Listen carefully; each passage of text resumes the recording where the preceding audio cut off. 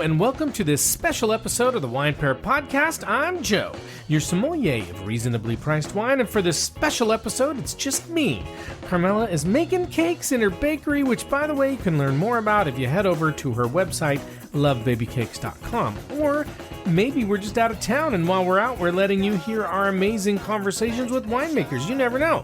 Well, today, we're going to introduce you to René Barbier Meyer, winemaker at Clos, Mogador. René is one of the best interviews I've ever had because he's so energetic and so interesting and so open.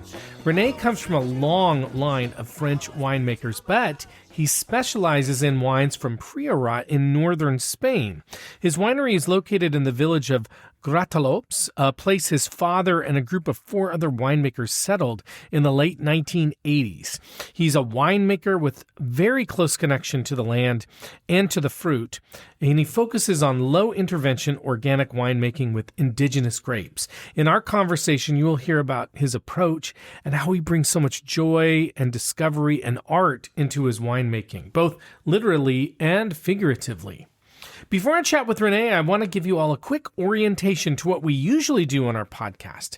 In most episodes, we learn about, taste, and review 2 to 3 wines that are reasonably priced, which means under $25, and should be easy to find. However, for this special set of episodes, what we do is we interview people who are involved in actually making wine, because part of what we want to do with our podcast is to educate ourselves and educate you, our listeners, on different aspects of wine knowledge in a fun and entertaining and stuffy way. Maybe even an entertaining way, as Decanter Magazine has called our podcast. And you know what? That's what we're going to do today. And a small plug before we get to the interview with René. If you like what you're hearing or are interested in hearing our other regular episodes, please subscribe or follow our podcast so you can hear more, especially since you're only getting half of the Wine Pair podcast in this episode.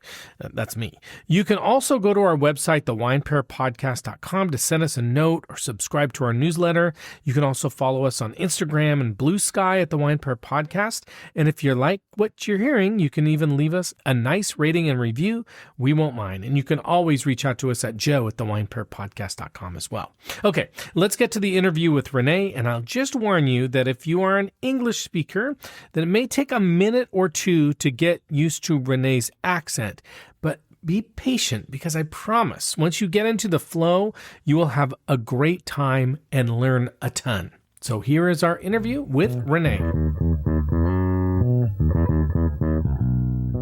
Hi, René, and welcome to the Wine Pair Podcast. Hi, and thank you. Oh, thank you. We are super excited to have you here. As we're recording this, you are in the middle of harvest. So this is a really busy time, and we are super thankful that you're willing to take a few minutes away and talk with us during one of the most important times of the year. Oh, it's a pleasure. I'm very excited because the moment very, very full. It's some moment to sit down and okay, no problem. I am very excited to explain all my project. Wonderful. Well, let's just get started in. We'll do a little bit about you, your background, and then we'll start talking about your wine and those things. So let's just start with that.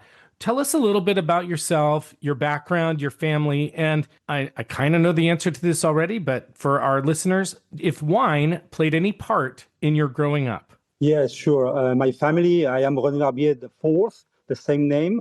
My family come from France, and in the last century, with the phylloxeras coming to France, part of the family go to Spain because the phylloxera was later, like 30 years later, and start to make wine 100 years ago in Spain. And after more time, only 40 years ago, my father started in Priorat. That's where I made wine all my life in this region, very small region. And I remember when I was a very child, less than 18 years old, we spent all the weekends to go to Priorat, made that new project, Clos Mogador, or Clos, in the 80s. And I remember it was a very exciting moment every weekend to see all this region. And for me, it was the moment to, wow, I like this. And this was very, very early. I start to have wine. No? In my family, always has a glass of wine for dinner. When I was child, to taste wine, was very normal. Yes. Did you ever feel pressure that you had to be in the wine industry, or was it something that you knew you wanted to do? Yeah, was in the family was a very bad moment. Was after a ruin of René Barbier brand, and my father restart in the moment was not secure at all this business. No, in that moment, I really spent this weekend to help my father. Was something like very natural, but sure was something like I approached because I am in that moment a very very bad student. I don't like to study, and I remember I think these guys, the good ambient, very hippie, good wines, music, and people, we are really happy. And I think, wow, I like this idea. No, also the countryside, the scenery of Priyat was wonderful, and I think this is the first approach why I decided to really to start to study enology in that region, because for the ambient, for the place, for the food, for all this sensibility of art, and that was the first approach. The second, after 6 months, I remember start to study when I was 18 years old, enology in Falset. And I remember 6 months later, that's sure I want to make that.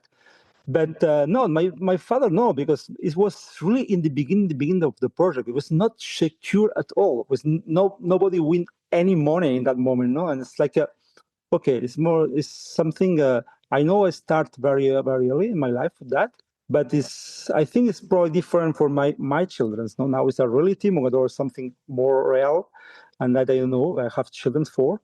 But in my case, like I told everybody, I'm not considered the second generation. I the 1.5 because I started in the beginning of that project, no. And I think, okay, we are the second generation, but I start just before my father sell any bottle of Mogador. That's 92.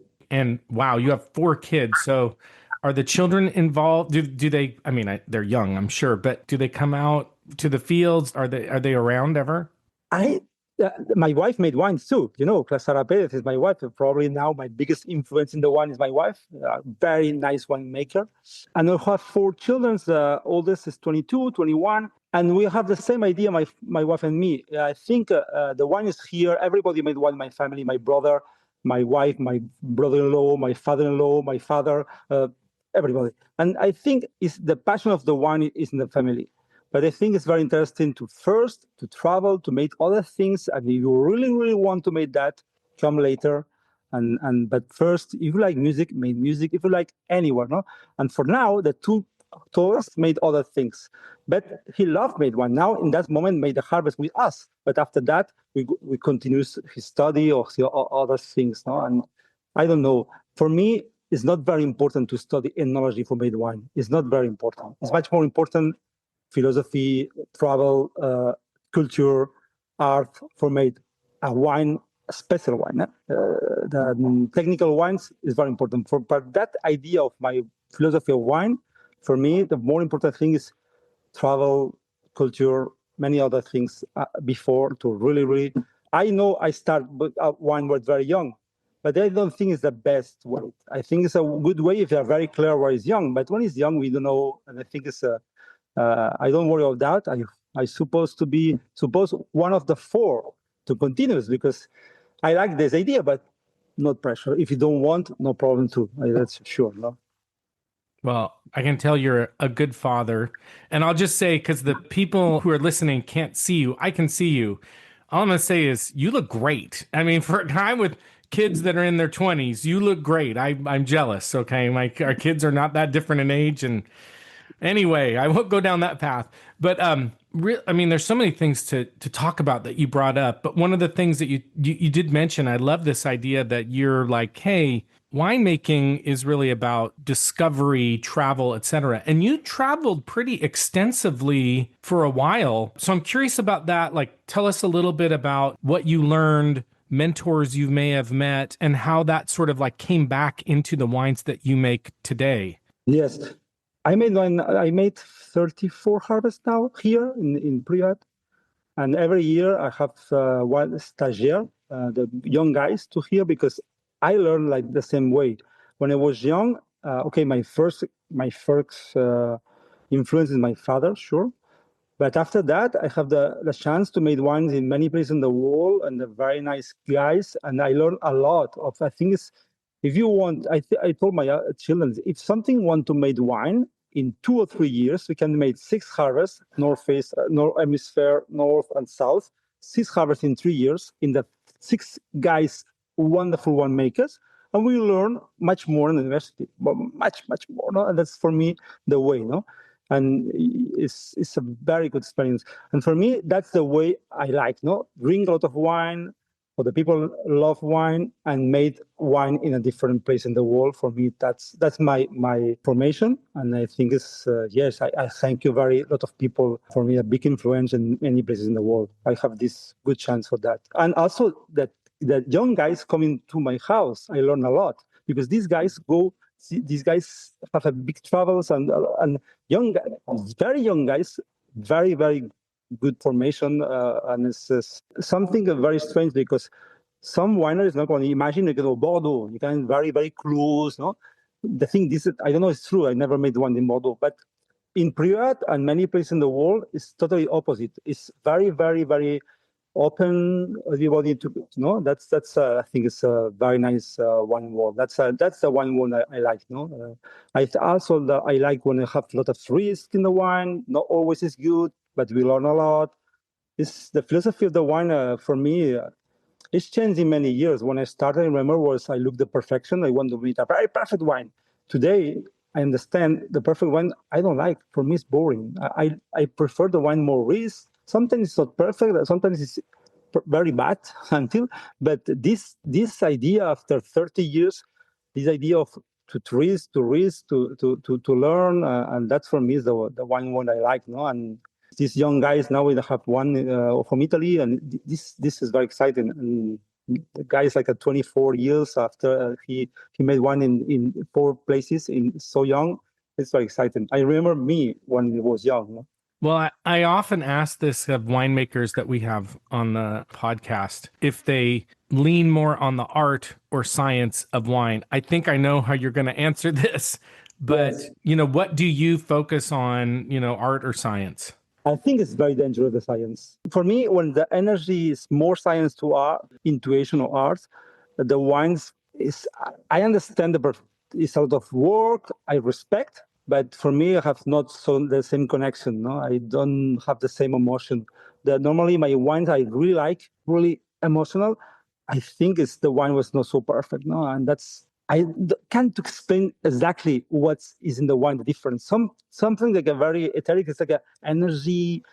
Something like I don't know why this is. It's incredible because it's my job. But exactly what's the perfect words to what's the wine I like it. But it's always with the science is here, but not too much. It's not too many control. The control is okay, but if too much control, the wine is not in life. Not the one that I really for me is emotional wine. No? Like wow, that's the wine. That's normally is not the perfect ones. It's not too technical. I love that answer. And I mean, I knew you were going to lean on the art side of it, but really it sounds like a lot of it is the joy of discovery, of just seeing what can be new and different and always inventing. That feels like part of what your process is like. Mm-hmm. So if you were, you bring this very creative style to your wine, but what do you think defines you as a winemaker? What is the type of wine that you aim to make? It's very difficult to pour something in the wine world. People has a lot of talent, but I think probably in my region, I think I made rosés and white in idea was not exist before. That I think is my best contribution in the wine world in my region. Why? Because the rosé, the paradigm of rosé 20 years ago is like a very easy for simple, fruity, blah, blah, blah, blah, no? Normally we use a bad vineyard or very, not the best terroirs, no? And I think I start to make rosé with the very good vineyards, but also because the climate is changing. In Priorat, it's very in the limit. It's Africa. It's very in the limit of the climate. And I think that's very important for me. I think today in Priorat, in many places, especially south faces, especially some grapes, it's impossible to wait for the maturity of the skin. If you wait for maturity of the skin, the juice is died. We have one option, but it's very lot of intervention. Put acid, water, osmosis, to correct the juice. But it's not my philosophy. If you want to put nothing in the wine like me, sulfur or nothing, you need to pick the grapes in the maturity of the juice, not the skin. And that is very often in many places in a lot of years in Pirat. When you make that, and we see the skin is totally green, it's difficult. One of the best options is direct press, like the whites and the rosé, because it's the green. And that I start to make that, and the wine was much better on these reds in these places. Much, much better. See, the problem is rosé, and the people, not everybody understand, is the same price rosé and the red, or better. When the people told me that, it was too expensive for the rosé, I told it always the same. No, I want to make a champagne rosé, no bubbles. And the people understand, because champagne rosé always is expensive, no? But I want to make champagne rosé, no bubbles. And no, why? Why not? I think the rosé can be so nice to the red, the white. It's not any technical thing. Wine is not so good. And the place in the wall was like this, is champagne. Champagne rosé, many times, is more expensive to the whites, no? And that's unexplained that. And for me, that idea of Priorat was not exist 15 years ago when I started to make the rosés, and also potentially the whites. The whites I like, but the rosé is like for me now in the last 15 years my big challenge, and to make better rosé, use the better. Why not? No, the more famous vineyard here, no, Ermita. Why not rosé Ermita? Why not? Why not? Or Roman Le Conti rosé? Why not? I don't know. It's good. Sure is good. No, is the terroir is good. The process is not very important. It's rosé, red, big red, light red, bubbles. It's not so important. It's the terroir. If the terroir is good, what's the best way? That's in Priorat. If you want the good skin, probably the juice is not good. If you want the good juice, the skin is not good. Sure is the process. And that for me, I think in my region, rosé is my apportation in my region. Sure.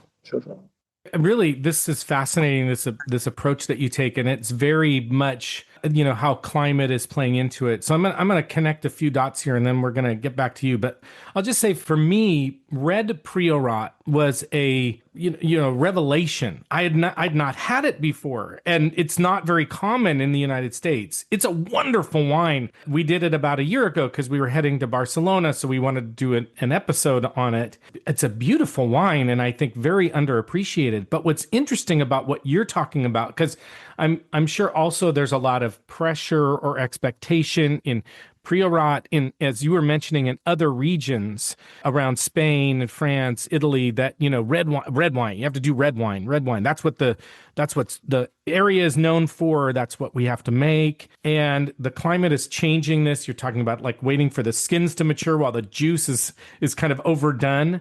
And one of the things I loved reading about you is this. You were like, nobody's talking about making white wines. I think white wines are fabulous. And you're also talking about rosé wines. And I think there is an attitude among a lot of wine drinkers, maybe like wine people who consider themselves wine fans or aficionados, that it's red, red is sort of the pinnacle. And I think for me, I know that has changed for me over time. I probably drink way more white wine now than I do red wine.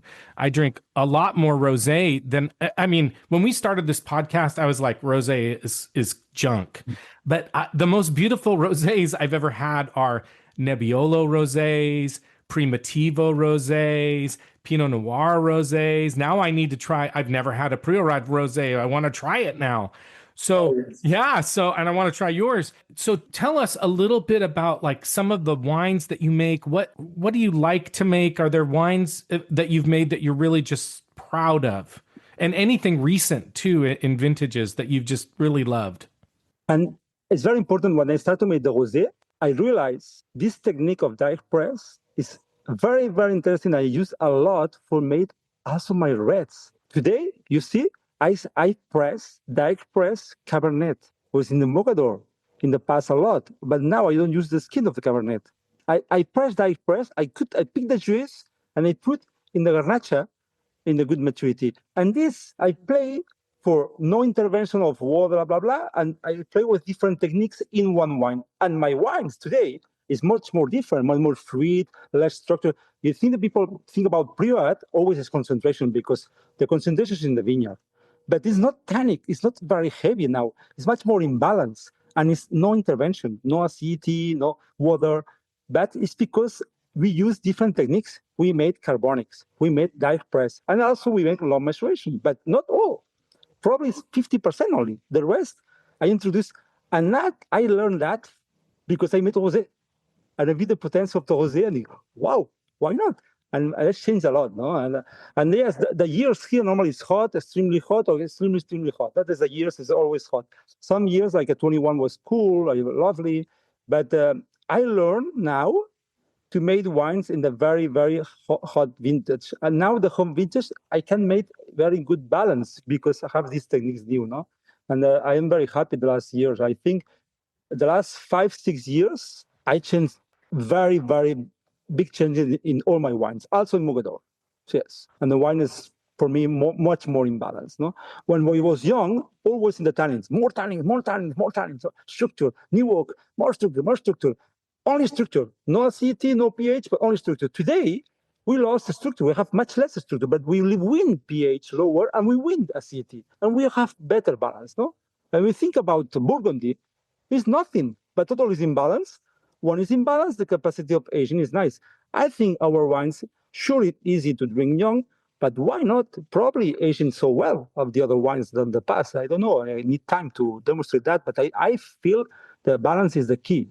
For our listeners out there who may not understand as well, you talked about how now you use direct press for red wines. Why is that unique? Now, you remember, I don't know if you remember, 30 years ago, we had technique was called saigner. Saigner was take juice. Some many times made the rosé, very bad rosé, maturity.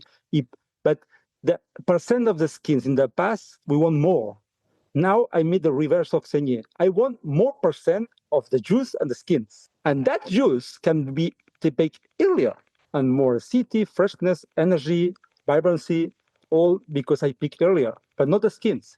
And these techniques have the why is inclusive. The climate was hot, and I can make wine more fresh because the technique is changing.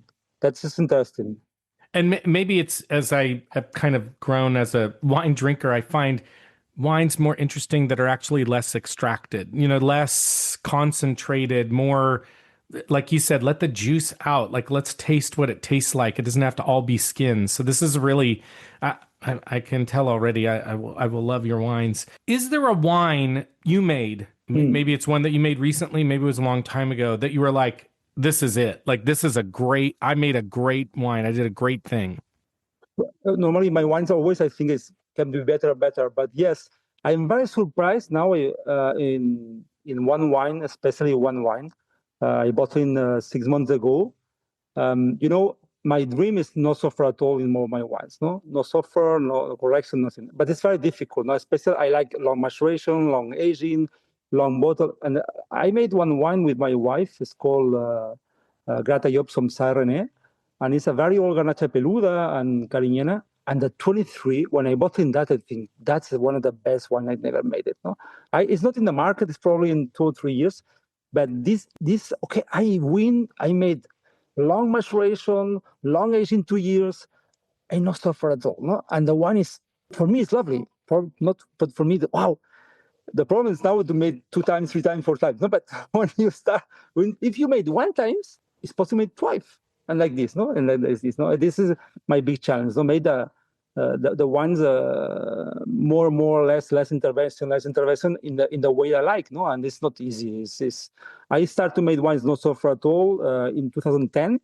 I lose a lot of wines, a lot of liters of wines, and it's not easy. But when you win and okay, I like it. No. That's in the right. And the white also, the whites is for me my big surprise. In Priorat, we have 9 indigenous grape white. 9.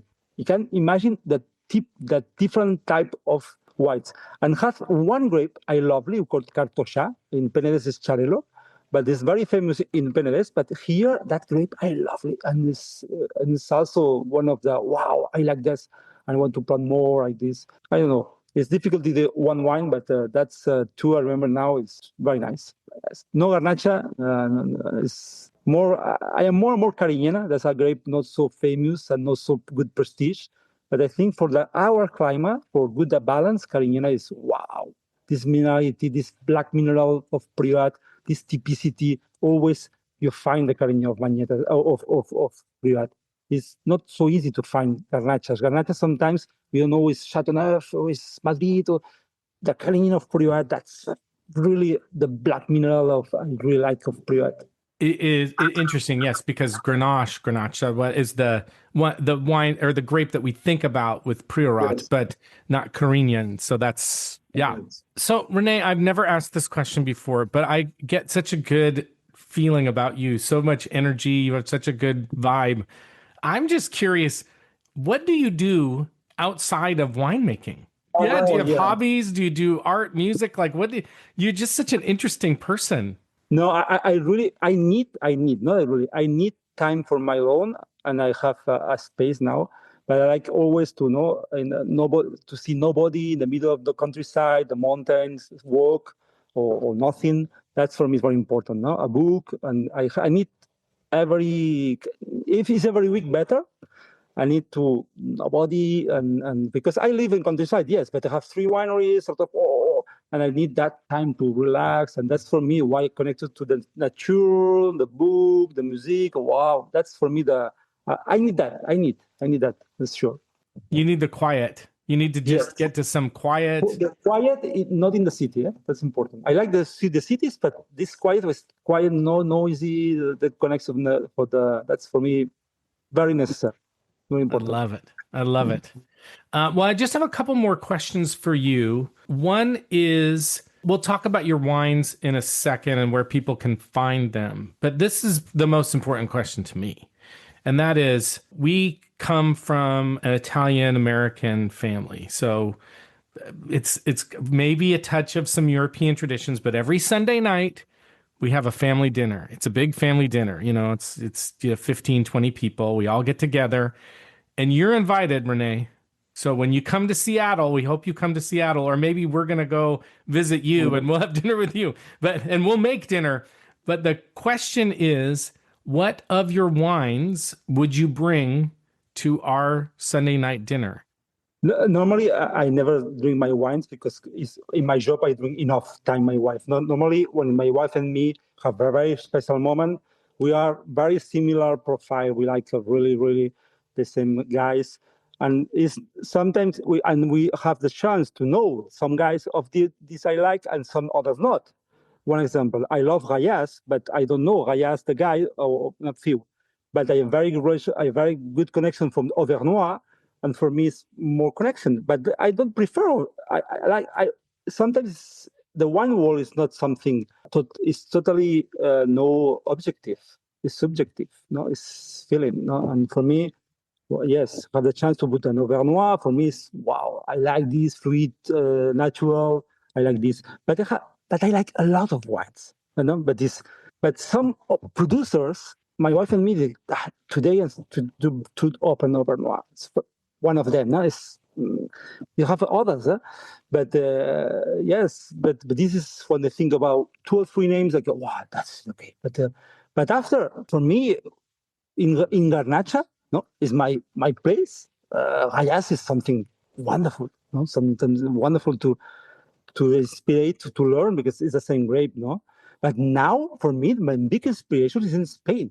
The guys like very friends, Comando G, these 2 guys made some Garnachas, one of the best in the world. It's in the middle of the Spain, no, or in Binate, or we have or in Canarias, some women wonderful, no. And in the last time, women's something in the woman's winemaker, wow, Elisabetta Forador, the women have something more risk, no?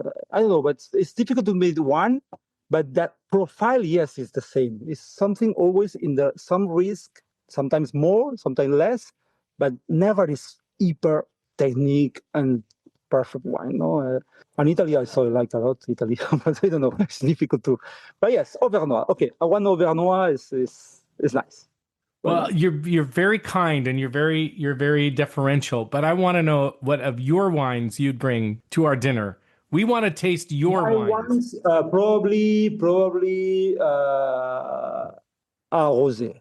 Now in that a very complex rosé. Yes, one of the 22 was a very difficult. Now we talk about our sommelier about 22, and I told like this guy, my best wine in 22 was Pedret rosé with a natural wine in rosé. My best in all, better than the reds, because it was very difficult tannins. The tannin was very dry, and for me the best way was no skins, no. And sometimes I liked it. I like the food, and I think the rosé and the white is much more gastronomic than the reds. It's more, I don't know which food you invite me. I bring a rosé very big structure. I have no problem. No, if I bring a red very structure, I don't know, it's fish, it's another thing. The rosé, big structure of rosé, complex on rosé, sure, I have one place to put the wine. And that's probably the bottle I bring. A rosé Clos Mogador, the new one I made 40 years ago. Why not? Say rosé.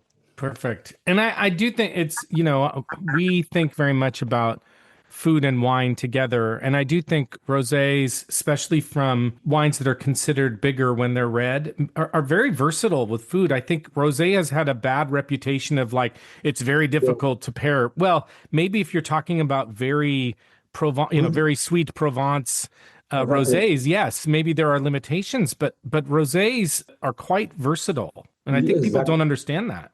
My rosé is 20 years in very old oak, and the fruit is very down and a very big structure because it's a very low hills. Is the vineyard in the south? The lower hills is I made rosé, and this is a dollar profile. And this idea for me is blending many things. No, you can if your rosé is a little older, you can make many things. No, vegetable, eggs, mushroom, also fishes, but big fishes, bacalao, salmon. We have options, plenty of options, no? And in the end, if you're very old rosé, also cheeses. We can make a lot of options. Why is so nice, no? So yes. Great. We can't wait to have you over. Okay, last question. How can people find your wines and how can they find out more about your winery, you and your wife's wineries as well? Yes. In the United States, I have importers of each wine. No, it depends of the places. I have Stornick from one places, Maverick in other places, Elite. I have different importers.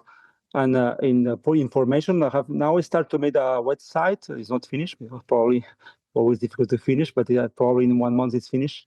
And also we have Instagram a little bit for all the pictures and like this. Yes, and visit us. A lot of people come here. A lot of American. I have the first people come here after Spanish is American people. I have a big connection to Privat American. Yes, and a lot of people. And Barcelona is very near, 1 hour and a half, and a lot of people go to Barcelona, see Privat one day, and go back to Barcelona. That's very often. And can they drop in or do they have to make a reservation? Yes, the revision. Yes, Okay. I am quite full. I have full people, and it's a very success. And yes, for a very small, but we are very happy. A lot of people come here. I think Privat something special. It's very, I think it's a special place. When they see Privat and we see other vineyards, that's wow. People understand why it's so expensive. No, the big, very dramatic area, very dry. People feel wow. That's something special. I think the best way to sell this one is people come here to see and wow. Normally people think that okay, I understand the price, understand many things. When is always we open the doors and to come here is the perfect way to sell the wine. Yeah, I mean, my experience has been, there are some wine regions that sort of dominate. Rioja sort of dominates. Bordeaux sort of dominates. Piedmont sort of dominates. But Priorat to me is And actually, the areas around Barcelona, like Pineda, as you mentioned, and Priorat, are amazing wine regions. And I think people are going to start learning more and more about the beauty of the wine that comes from that area. Thank you very much for the time, for sharing your stories and your energy. We really appreciate it.